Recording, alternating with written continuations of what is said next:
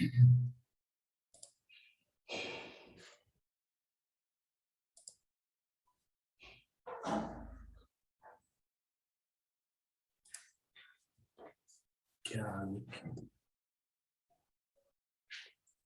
कुछ, अरे तब मेरा माइक ऑफ था सिमरन, अभी क्लास स्टार्ट करने जा रहा हूँ। देखो अभी भी लोग ज्वाइन कर रहा है।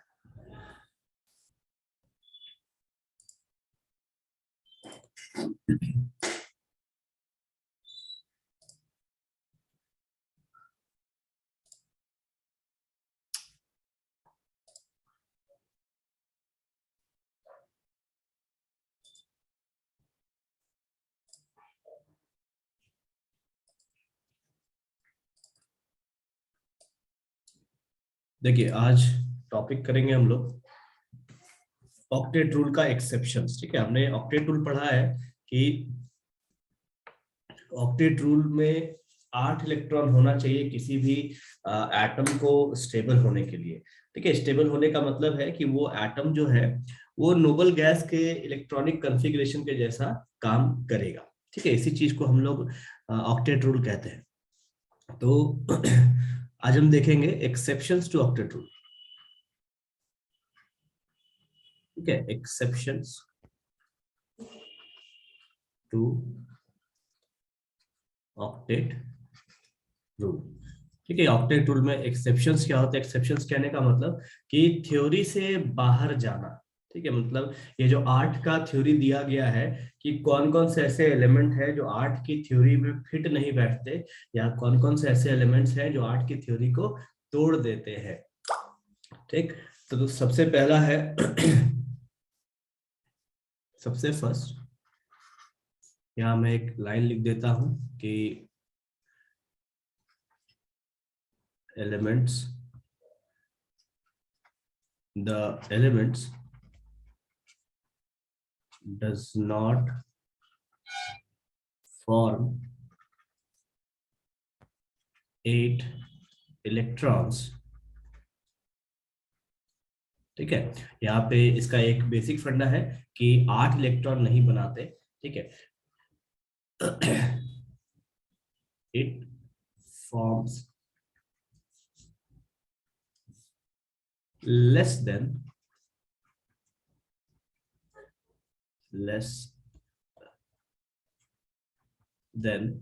or more than 8 electrons.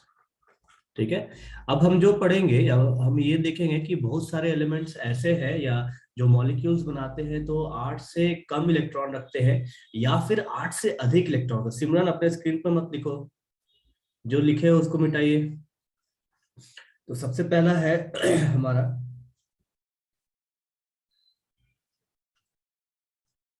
एक, इसका मैं कलर चेंज कर देता हूं। फर्स्ट है द इनकम्प्लीट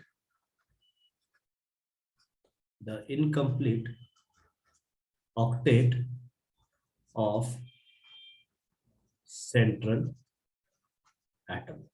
ठीक है, ये फर्स्ट है। ये क्या कहता है कि जो सेंट्रल एटम होगा उसके पास इनकम्प्लीट ऑक्टेट होगा। इनकम्प्लीट कहने का मतलब है लेस देन 8 इलेक्ट्रॉन, 8 इलेक्ट्रॉन से कम होगा इसके पास, लेस देन 8 इलेक्ट्रॉन्स।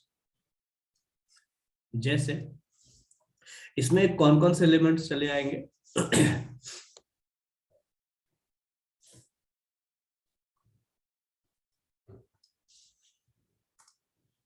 देखिए इसमें कौन कौन से एलिमेंट्स चले आएंगे। it includes those elements, it includes those elements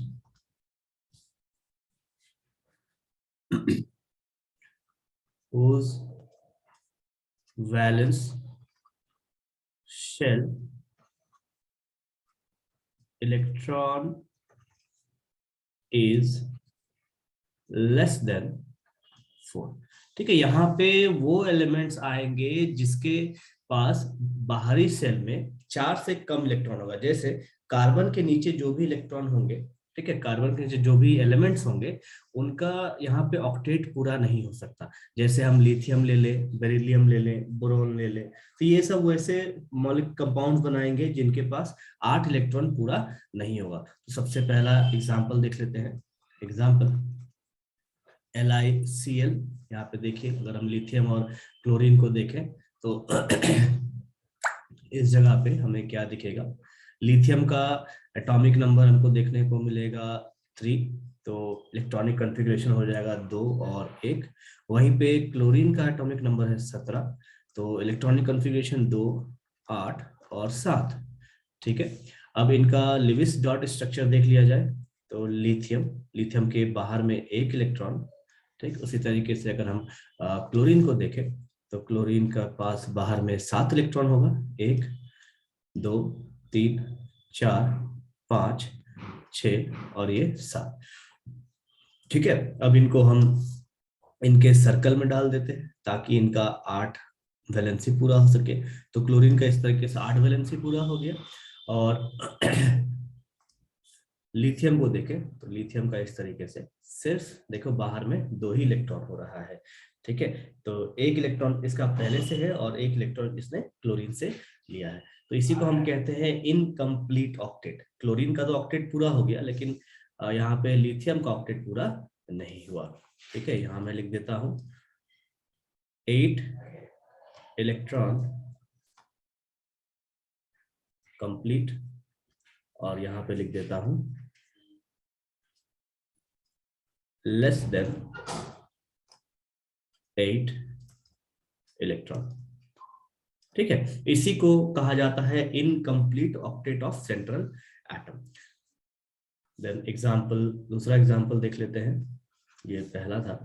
second example अगर हम देखें तो देख सकते हैं BF3 का। BF3 में आप देखिए कि बोरोन का जो एटॉमिक नंबर है वो है 5, तो इलेक्ट्रॉनिक कॉन्फ़िगरेशन हो जाएगा 2 और 3।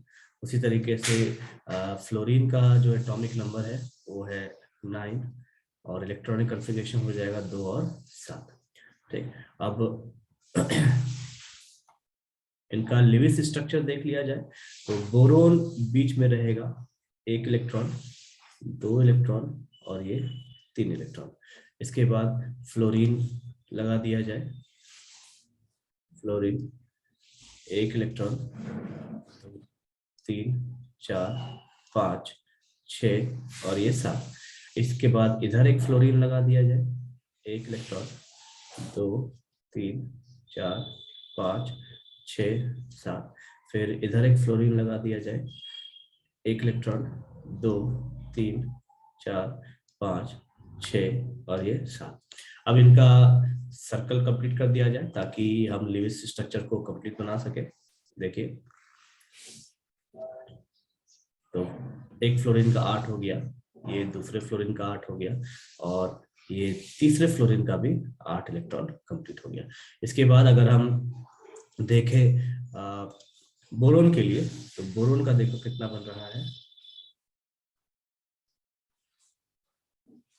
ठीक है, अब देखिए फ्लोरीन का जो इलेक्ट्रॉन है, फ्लोरीन का इलेक्ट्रॉन है जो यहाँ पे आपको देगा कितना। फ्लोरीन के पास हम कह सकते हैं कि कंप्लीट्स 8 इलेक्ट्रॉन, कंप्लीट्स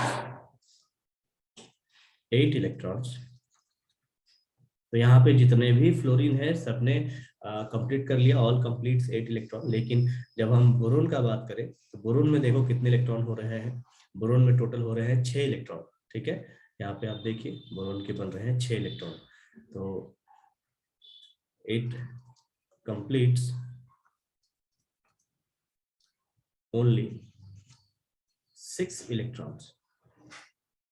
ठीक है, तो इनका बोरोन के पास टोटल 8 होने चाहिए लेकिन बना रहा है सिर्फ ये 6। इसी को कहते हैं इनकम्प्लीट, मतलब जो अधूरा है। ठीक है, अधूरा है, यहाँ पे इनके पास 8 इलेक्ट्रॉन नहीं बन रहे हैं। इसी तरीके से और भी एग्जांपल्स होते हैं, जैसे BeCl2 भी हम देख सकते हैं। BeCl2 का एग्जांपल है, अब देखो BeCl2 मैं यहाँ बना नहीं रहा हूँ, BeCl2 आपको खुद से आपके नोट से बनाना है और मुझे दिखाना है, ठीक है। देन लिमिट एक्सेप्शंस में हम दूसरा थ्योरी पढ़ेंगे, दूसरा पॉइंट पढ़ेंगे कि odd electron molecule, odd electron molecule, ठीक है। ऑड इलेक्ट्रॉन मॉलिक्यूल कहने का मतलब है, देखो जैसा नाम है वैसा यहाँ पे काम भी होना चाहिए। ऑड नंबर क्या क्या हो सकते हैं? Odd numbers are, odd numbers are 1, 3, 5, 7, 9, 11, ये सभी आपके ऑड नंबर्स है। तो ऑड इलेक्ट्रॉन मॉलिक्यूल कहने का मतलब है यहाँ पे वैसे कंपाउंड्स बनते हैं जिनके पास एक इलेक्ट्रॉन बचा हुआ रह जाएगा या 3 इलेक्ट्रॉन बचा हुआ रह जाएगा, इस टाइप से, ठीक है। अब जैसे देखो हम लोग जनरली क्या पढ़ते हैं कि कोई भी एटम हो, कोई भी मान लीजिए ए एटम है या बी है, हर किसी के पास एक, जो हर किसी पास जो इलेक्ट्रॉन है वो हमेशा जोड़ा में रहता है, इस तरीके से एक पेयर बना के रहता है, ठीक। जैसे गर्लफ्रेंड बॉयफ्रेंड एक पेयर बनाते हैं, हस्बैंड वाइफ पेयर बनाते हैं, ठीक है। तो उसी तरीके से यहाँ पे इलेक्ट्रॉन जो है वो भी एक पेयर बनाते हैं, ठीक। अभी आप में से किसी का पेयर होगा तो पता नहीं, ठीक। अगर नहीं है तो बनाने मत निकल जाना, कोई ऐसा नहीं कि बनाना है, कोई जरूरी नहीं है, ठीक है। लेकिन यहाँ इलेक्ट्रॉन जो है, इलेक्ट्रॉन कंपलसरी पेयर बनाने की कोशिश करते हैं, ठीक। क्यों बनाने की कोशिश करते हैं? क्योंकि उनको स्टेबल होना होता है, इस वजह से, ठीक है। वैसे मजाक कर रहा हूँ, ऐसा नहीं बनाने निकल लेना।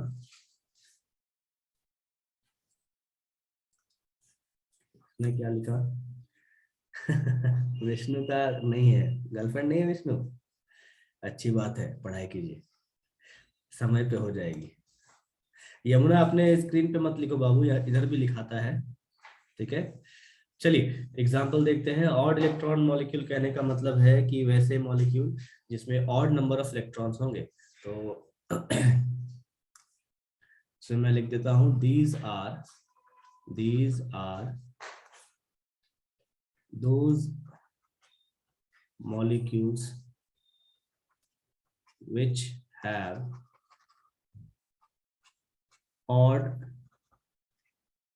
number of electrons। यमुना अपने स्क्रीन पे मत लिखो बाबू, उसको मिटाइए, इधर भी लिखाता है स्क्रीन पे, उसको मिटाओ। आप स्क्रीन पे कुछ भी छेड़छाड़ ना करें, लिखने की कोशिश कोई ना करे, नहीं तो पता पड़ा आप ही का ये जो बोर्ड है खराब हो जाएगा। फॉर एग्जाम्पल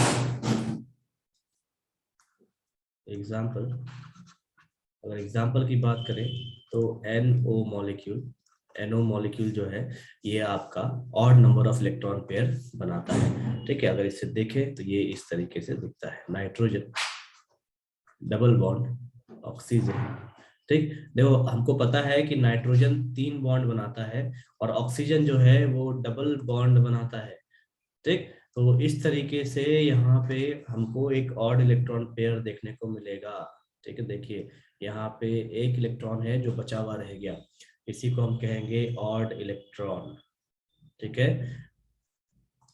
तो ये जो है इसको हम कहेंगे ऑड इलेक्ट्रॉन,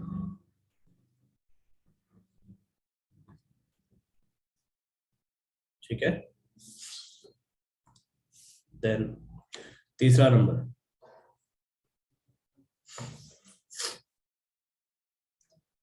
थर्ड नंबर हम कहते हैं, थर्ड पॉइंट है the expanded octet, the expanded octet.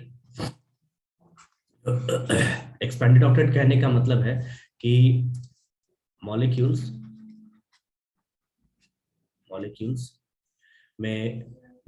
में जनरली जो मॉलिक्यूल्स, एक सेकंड में थोड़ा लाइन चेंज कर देता हूँ। द सेंट्रल एटम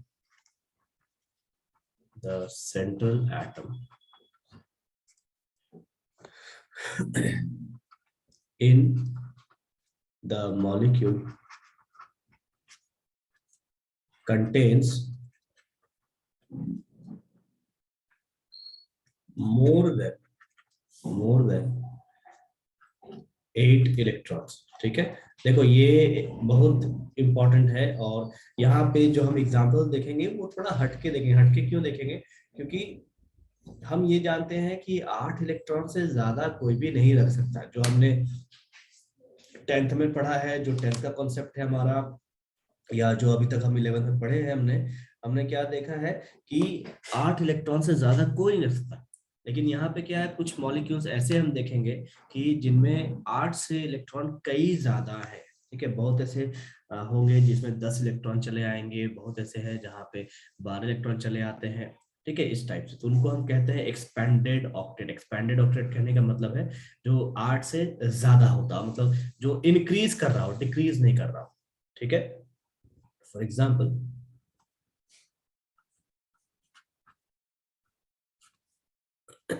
सबसे पहला PCl5, PCl5। ठीक है, अभी फास्फोरस का अगर हम इलेक्ट्रॉनिक कॉन्फ़िगरेशन करें तो एटॉमिक नंबर 15, ये हो जाएगा 2, 8 और 5। और क्लोरीन का अगर हम देखें तो क्लोरीन है यहाँ पे 17, 2, 8 और 7। अब आप देखिए कि फास्फोरस को यहाँ पे ऑक्टेट पूरा करने के लिए कितना चाहिए? अभिषेक स्क्रीन पे मत लिखो, इसको ऑक्टेट पूरा करने के लिए चाहिए, ऑक्टेट के लिए कितना चाहिए? 3 इलेक्ट्रॉन। ठीक है, अब 3 इलेक्ट्रॉन चाहिए, और क्लोरीन को कितना चाहिए ऑक्टेट के लिए? 1 इलेक्ट्रॉन। ठीक है,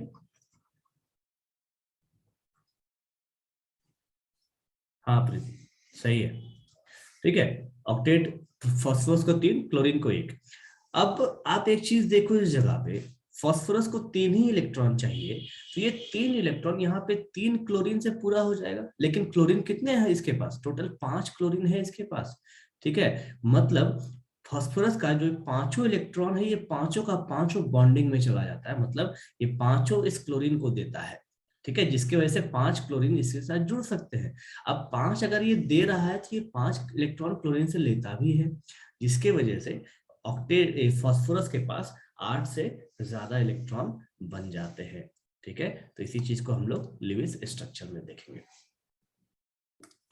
देखिए यहाँ पे फास्फोरस, इसके साथ 1 इलेक्ट्रॉन, उसके बाद 2 इलेक्ट्रॉन, 3, 4 और ये 5। ठीक है, अब इसके साथ हम क्लोरीन को ऐड करेंगे, तो क्लोरीन, क्लोरीन, क्लोरीन, यहाँ पे क्लोरीन और यहाँ पे क्लोरीन। ठीक है, क्लोरीन का इलेक्ट्रॉन भी दिखाना होगा हमको। 1 electron, 2, 3, 4, 5, 6, 7। 1 electron, 2, 3, 4, 5, 6, 7। 1 electron, 2, 3, 4, 5, 6, 7। 1 electron, 2, 3, 4, 5, 6, 7। 1 electron, 2, 3, 4, 5, 6, 7। ठीक है, अब देखिए हम लोग यहाँ पे इसका ऑक्टेट पूरा करते हैं। क्लोरीन का देखो ये 8 इलेक्ट्रॉन कंप्लीट हो गया, उसी तरीके से इधर वाले क्लोरीन का भी 8 इलेक्ट्रॉन कंप्लीट हो जाएगा। उसके बाद इधर वाले क्लोरीन का भी 8 इलेक्ट्रॉन कंप्लीट हो जाएगा। फिर इधर वाला जो क्लोरीन है इसका भी 8 इलेक्ट्रॉन कंप्लीट, इधर वाला जो क्लोरीन है इसका भी 8 इलेक्ट्रॉन कंप्लीट। ठीक है, अब आप देखिए इस जगह पे कि जो फास्फोरस है, फास्फोरस के पास कितने इलेक्ट्रॉन बन रहे हैं? 2, 2, 4, 2, 6, 2, 8 और यहाँ से 2, 10। ठीक है, तो यहाँ पे फास्फोरस कितना बना रहा है? फास्फोरस के पास टोटल 10 इलेक्ट्रॉन बन रहे हैं। ठीक है, हाँ ठीक है प्रतीक। और जो क्लोरीन है, क्लोरीन के पास यहाँ पे कितने बन रहे हैं? क्लोरीन के पास बन रहे हैं टोटल ऑल Cl, एक सेकेंड, CH लिखा गया, Cl atom has 8 इलेक्ट्रॉन। तो जितने भी क्लोरीन हैं सबके पास 8 इलेक्ट्रॉन कंप्लीट हो जाते हैं, और जो फास्फोरस है सबके पास 10 इलेक्ट्रॉन बनते हैं। इसी को कहा जाता है एक्सपेंडेड ऑक्टेट। ठीक है, इसी तरीके से और भी एग्जांपल्स होते हैं, जैसे SF6, उसके बाद IF7। अब देखो आपका यहाँ पे मैं होमवर्क लिख रहा हूँ कि आपका होमवर्क रहेगा कि आपको बतलाना है कि यहाँ पे सल्फर और आयोडीन का, सल्फर है और आयोडीन है, इन दोनों का इलेक्ट्रॉन कितना है। ठीक है, टोटल इलेक्ट्रॉन कितना है, टोटल इलेक्ट्रॉन, ये आपको बतलाना है। और जैसे मैं यहाँ पे बना रहा हूँ आपको इसी तरीके से बनाना है। ठीक है, ध्यान रहे आपको इसी तरीके से बनाना है, तो ही सही बनेगा, नहीं तो नहीं बनेगा। ठीक, इसके बाद नेक्स्ट पॉइंट है हमारा चौथा पॉइंट,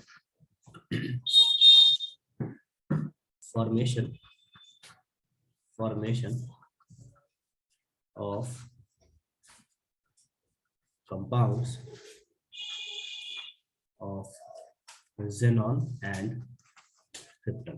ठीक है, अब देखो यहाँ पे मैंने जो लिखा है ये दोनों नोबल गैसेस हैं। ठीक है, ये दोनों जो है ये दोनों आपके नोबल गैस है। ठीक, अब नोबल गैस हम सबको पता है कि ये कंपाउंड्स नहीं बनाते हैं, तो इसको मैं लिख दे रहा हूं, since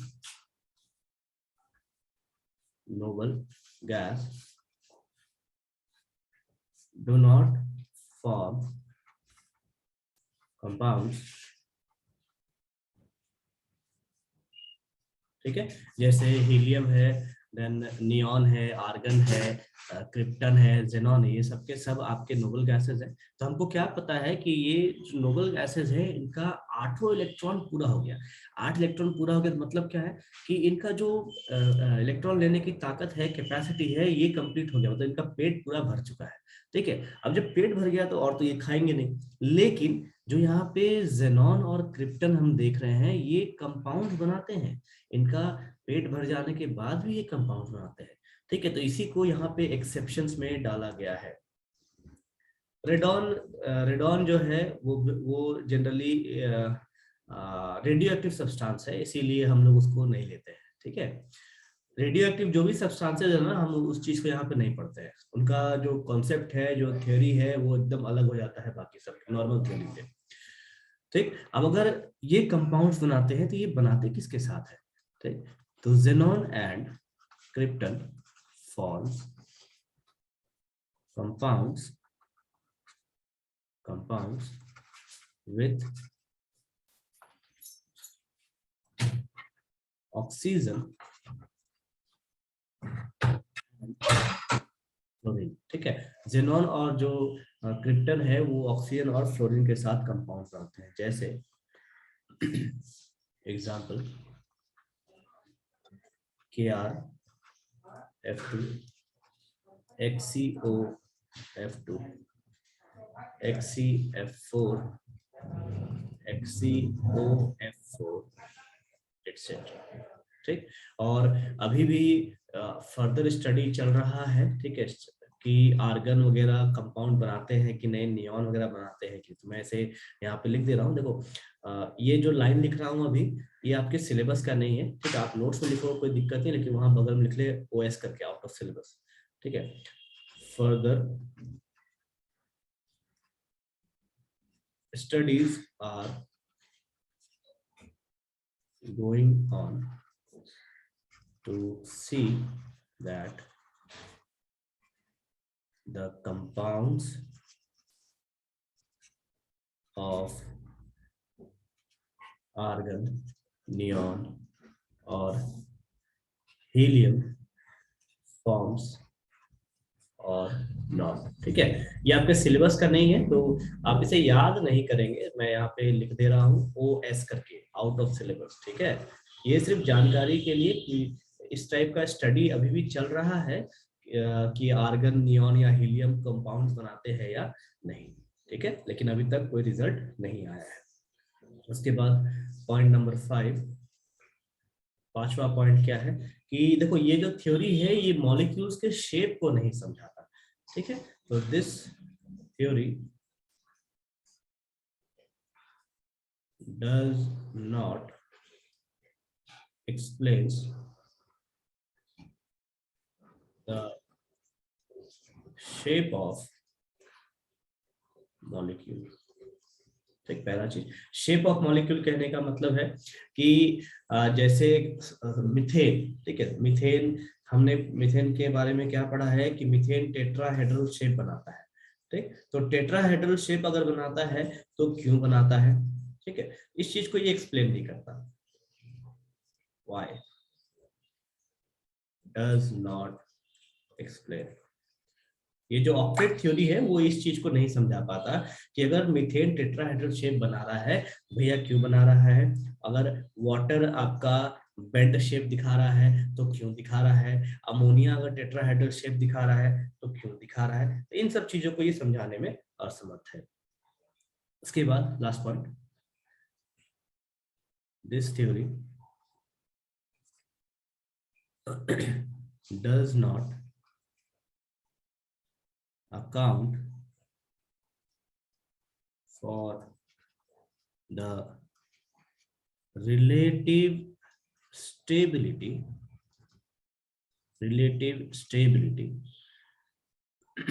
and energy of molecule।